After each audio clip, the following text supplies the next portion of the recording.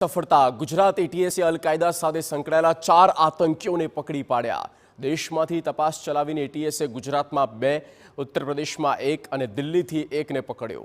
પકડાયેલા આતંકીવાદી મોહમ્મદ ફરદીનની ધરપકડ અમદાવાદના ફતેવાડીથી કરવામાં આવી।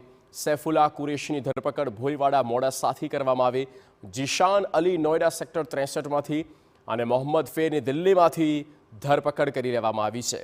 આતંકીઓ ઇન્સ્ટાગ્રામ પર સોશિયલ મીડિયા પર ઉશ્કેરણીજનક અને ભડકાઉ સામગ્રી શેર કરતા ગઝવાએ હિન્દને લઈને વિડીયો અને ભાષણો દૂર યુવાનોને કટ્ટરપંથી બનાવવાનો તેમનો કારસો હતો અને અલ-કાયદાનું સાહિત્ય પણ મળી આવ્યું છે।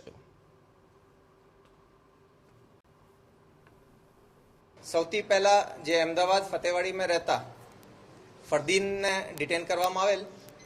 આને પાસેથી અલ-કાયદાથી રિલેટેડ ઘણો બધો લિટરેચર પણ મળી આવેલ।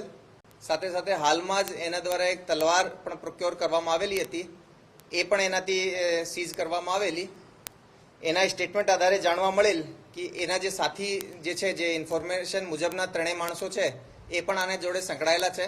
આને એટીએસ ખાતે લઈને એફઆઈઆર દાખલ કરીને એ બીજા 3 લોકોનો પણ આમનું નામ ખોલવામાં આવેલો।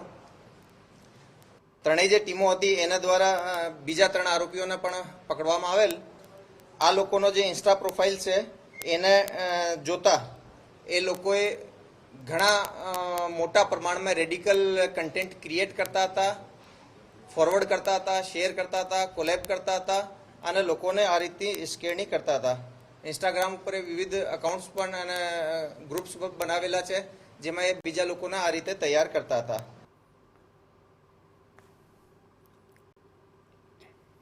ઉશ્કેરણીજનક જેહાદી વિડીયો ફેલાવતા 5 ઇન્સ્ટાગ્રામ એકાઉન્ટ એટીએસની રડારમાં હતા, જેનું ઓપરેટિંગ એક જ આરોપી કરતો હતો।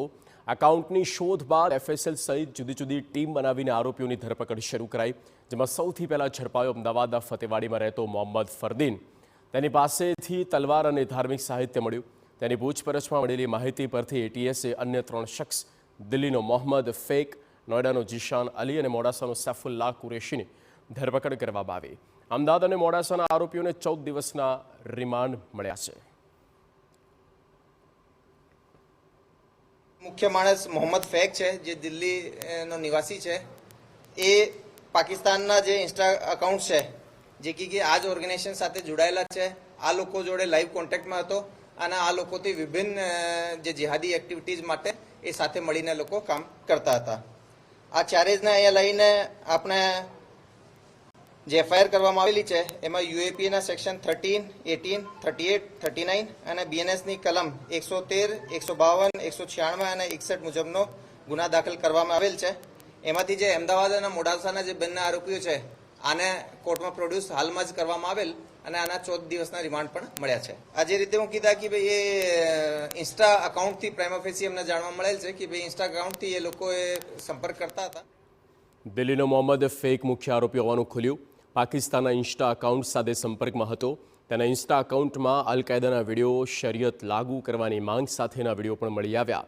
નવાઈની વાત એ કે ઓપરેશન સિંદૂર સમયના સંદર્ભ સાથે એક વિડીયો પણ મળ્યો। આરોપી એકબીજાનો સંપર્ક ફક્ત ઇન્સ્ટા આઈડીથી જ કરતા અને દરેકે ડમી નામથી આઈડી બનાવેલી હતી।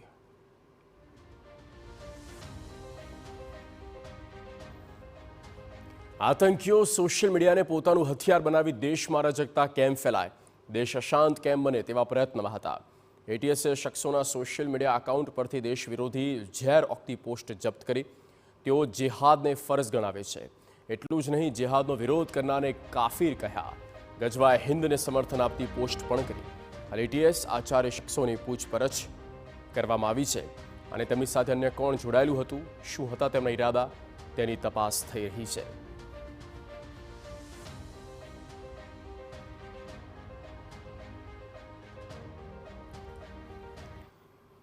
તો જે આતંકીઓ